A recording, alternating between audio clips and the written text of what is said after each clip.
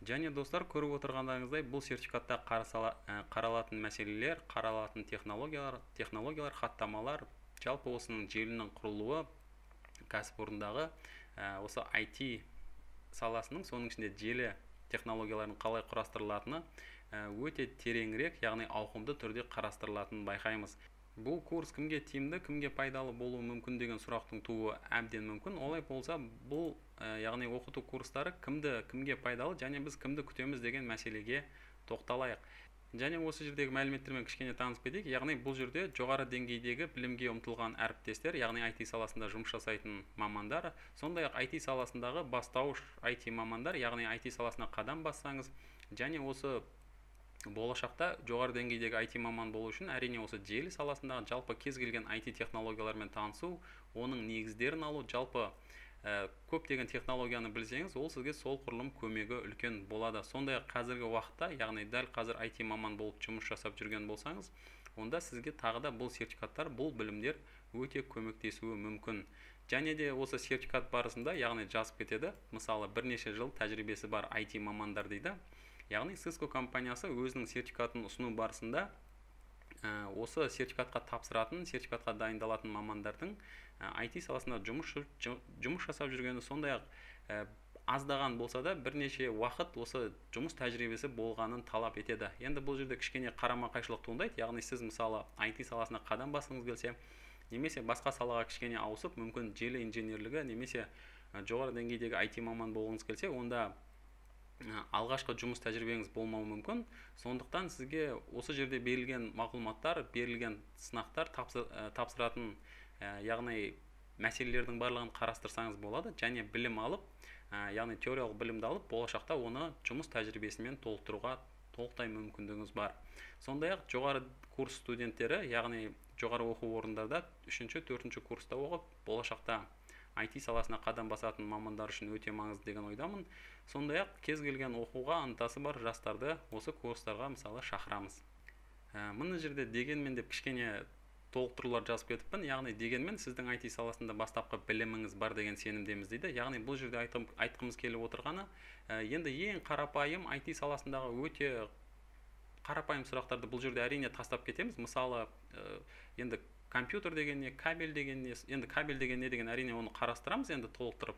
Алайда компьютерде осы IT саласындағы алғашқы білімдер ол өте маңызды, яғни компьютермен жұмыс жасай алу, интернетпен жұмыс жасай алу, жалпы осы кішкене қалай интернеттің жұмыс жасайтынын осы туралы хабарыңыз болса, және де IT саласында кішкене біліміңіз, сондай-ақ тәжірибеңіз болса, бұл өте тамаша болады. Яғни бұл CCNA деңгейінде қарастырылатын ақпараттың жаңа көріп кеткендеріңіздей ауқымды, және де технологиялардың, протоколдардың осы желі саласындағы жоғары деңгейдегі мамандыққа қадам басатын білімдер екенін көрдіңіз. Олай болса, ол білімдер, яғни IT саласында мүлдем хабары жоқ, IT саласына енді қадам басқан көрермендер үшін, оқырмандар үшін яғни күрделі болуы мүмкін. Сондай-ақ осы біздің курс барысында осы сынақта талап етілетін мәселелер тікелей қарастырылады. Яғни қосымша ақпараттар, мысалы енді IT саласына қатысты тағы да басқа технологиялар көп қой. Мысалы жүйе инженерлері үшін серверлік операциялық жүйелер, бағдарламалар қызықтырып жатуы мүмкін. Сондай-ақ программалау тілдері немесе сымсыз байланыс, сондай-ақ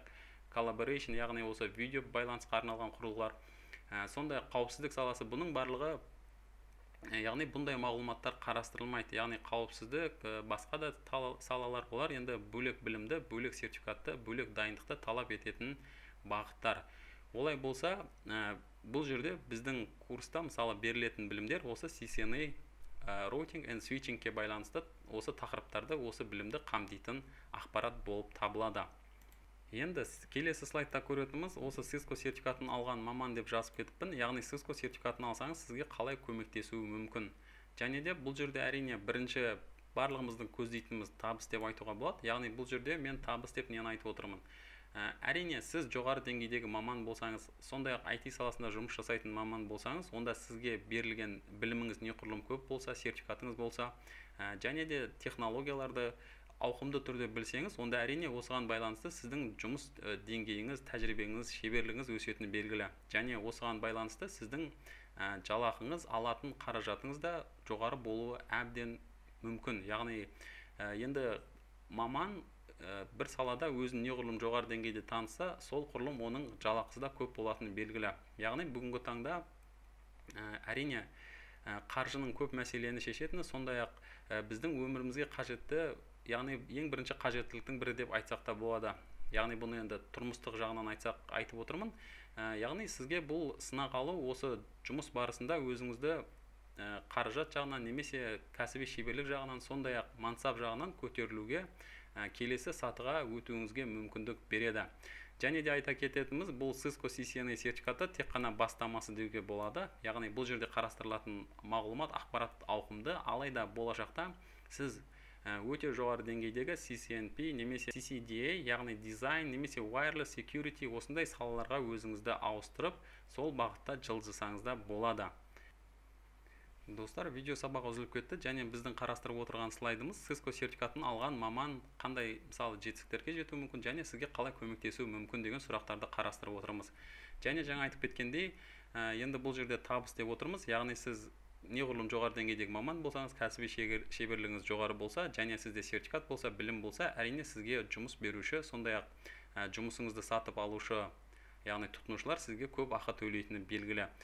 Сондай-ақ бұл тек қана бастама деп отырғанымыз, яғни сіз CCNA сертификатын алған соң басқа деңгейге көтерілуге, басқа салаға жылжуға, жалпы осы желі саласын толығырақ жоғары деңгейде, өте жоғары деңгейде меңгеруге мүмкіндігіңіз бар. Яғни CCNP, яғни professional кәсіби деңгейде, сондай-ақ мысалы дизайнинг немесе wireless security, яғни бұл өте маңызды бүгінгі таңдағы тақырыптар және талап етілетін мамандықтар. Яғни security деп отырғанымыз осы Cisco компаниясының жалпы құрылғылары, Cisco компаниясының бағдарламалары өзінің өте төзімді және өте ұзақ уақыт жұмыс жасайтыны, және осы құрылғылардың қауіпсіздік саласында өте жоғары деңгейде, яғни өте жоғары деңгейдегі талаптарға сай екенін айтқым келеді.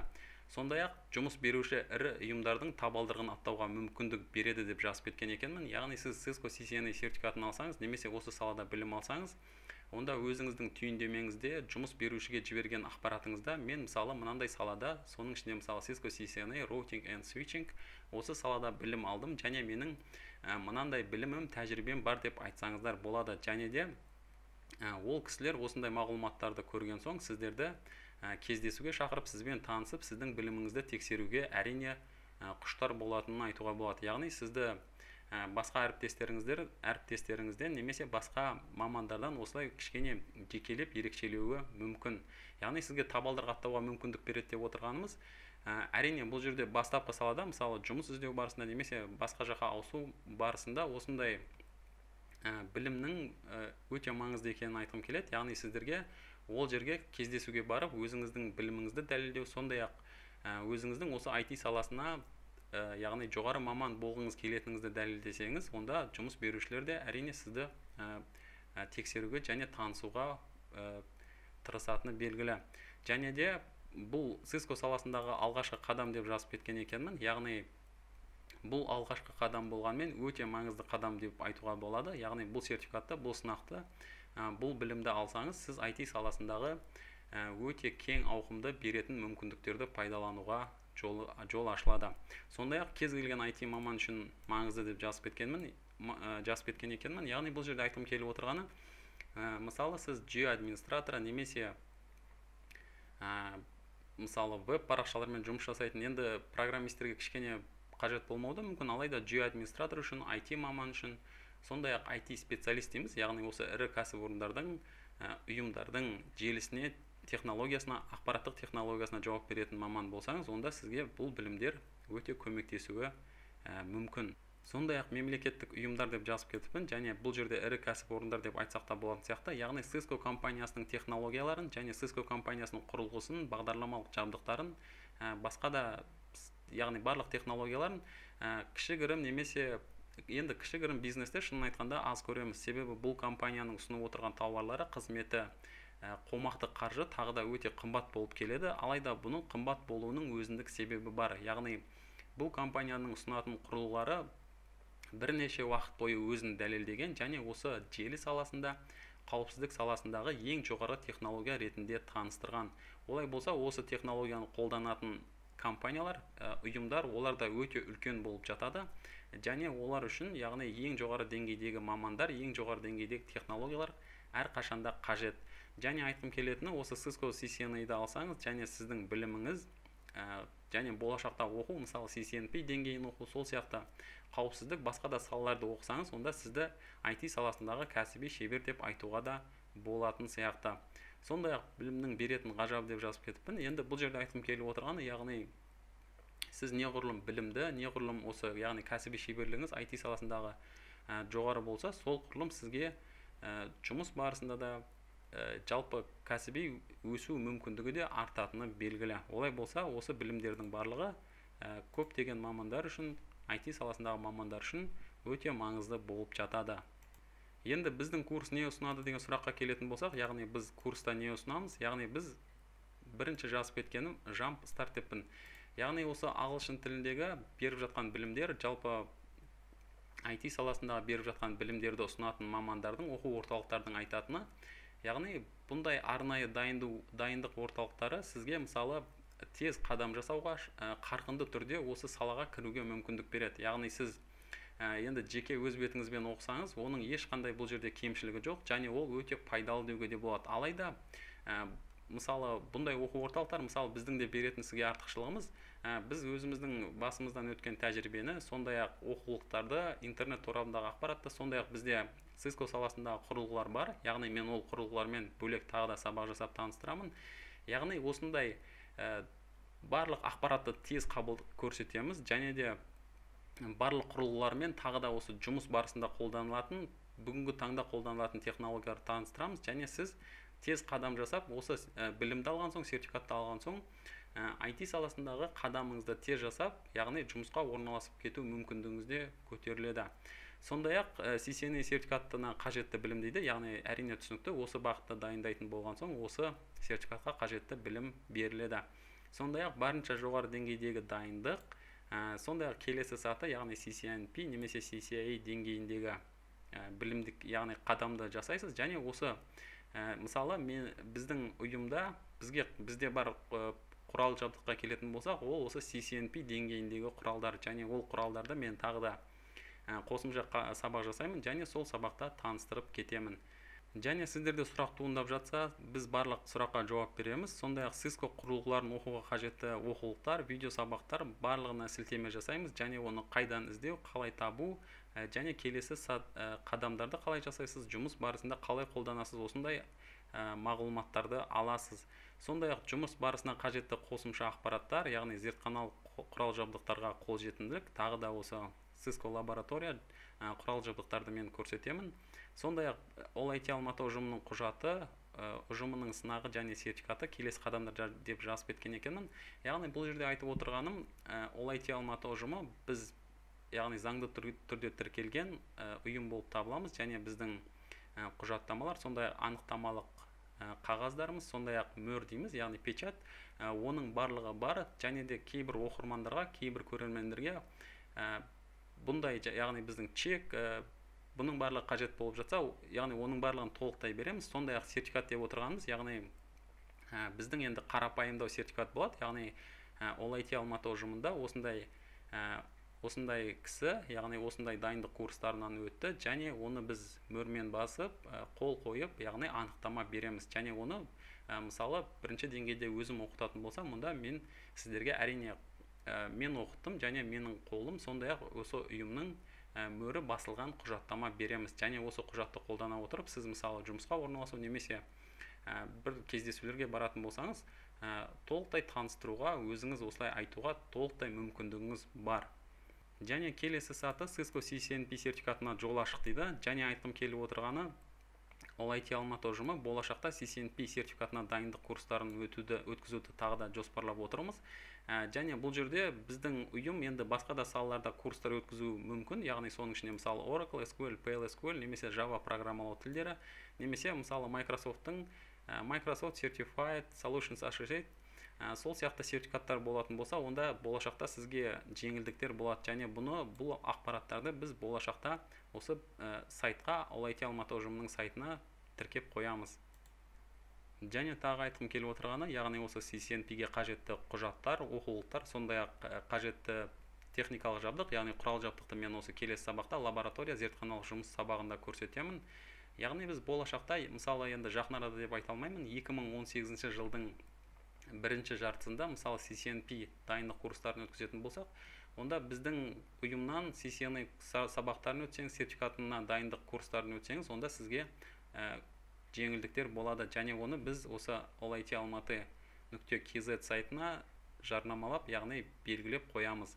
Енді келесі слайдқа көшетін болсам, бұл жерде осы сынаққа қажетті қаражатты, мысалы жеке дайындалсаңыз немесе басқа ұйымдардан оқысаңыз қанша кететінін кішкене айтқым келіп отыр. Яғни мысалы екі сынақтың бағасы қорытындылай айтатын болсақ, онда бұл 105.600 теңгені құрастырады екен.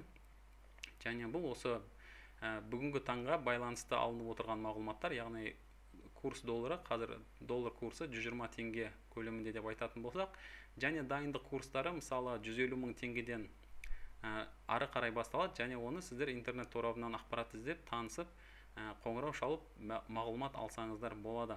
Және екі сынақтың қорытынды бағасы 300.000 теңге көлемінде болады екен. Олай болса сізге қажетті төлемақы мысалы 400.000 теңгеден асып кетуі мүмкін. Және жаңа айтып кеткендей, бұл сынаққа дайындықты көбінесе ірі ұйымдар өзінің мамандары үшін өткізіп жатады. Енді біздің ұйым ұсынып отырған Ciscoға қажетті сізден талап етілетін қаражат жайында кішкене осындай көлемде болады деп айта аламын. Алайда оны біз тағы да осы olIT-almaty.kz сайтына толық әрі соңғы мағлұматтарды енгіземіз, және сол жерден танысып көрсеңіздер болады. Және де тағы бір нәрсе айтқым келетіні, осы біздің ұйым Cisco CCNA курсына дайындау барысында өзімізде тағы сіздерден сынақ өткіземіз. Яғни біздің сертификатты алу үшін де сізге біліміңізді дәлелдеп, біздің берілген мағлұматтарды, сондай-ақ біздің құралдармен жұмыс жасай алатыныңызды дәлелдеуіңіз қажет әрине. Сондықтан біздің сынақтан өткен соң осы Cisco компаниясының ресми сынағын өтіп, яғни тапсырып, және осы жерде сәтсіз болып жатса, онда сізге бірнеше көлемде, яғни оқу қаражатын қайтадан қайтарамыз. Және де тағы бір жазып кетіппін, барлық оқу үрдісі ресми келісім шартпен бекітіледі дейді. Және бұл жерде айтқым келіп отырғаны, olIT-almaty ұжымының осы жаңағы ресми шарттары, яғни біз мемлекеттік тіркелуден өткен жеке кәсіпкер деп айтсақ болады. Сондықтан осы біздің компанияның, яғни біздің ұйымның мөрін, сондай-ақ құжаттарын, чек, яғни оқу туралы ақпарат, мағлұмат, келісім шарт, оның барлығын сізге береміз. Олай болса айтқым келетіні, осы курстарға келіңіздер, танысайық, және де осы құрылғымен танысыңыздар. Біздің берген біліміміз, оның барлығын алыңыз, және болашақта IT саласында сізге табысты әрі пайдасы тиеді деген ойдамыз. Олай болса, достар, olIT-almaty ұжымы сізді Cisco CCNA Routing and Switching бірінші қадам басатын ауқымды әрі қызықты сертификат саласына, IT саласына, желі саласына шақырады. Және келіңіздер, сондай-ақ толық мағлұматты olIT-almaty.kz сайтынан аласыздар. Және де келесі сабақтарда мен осы біздің құрал жабдықтарды көрсетемін. Олай болса, әзірге қоштасамын.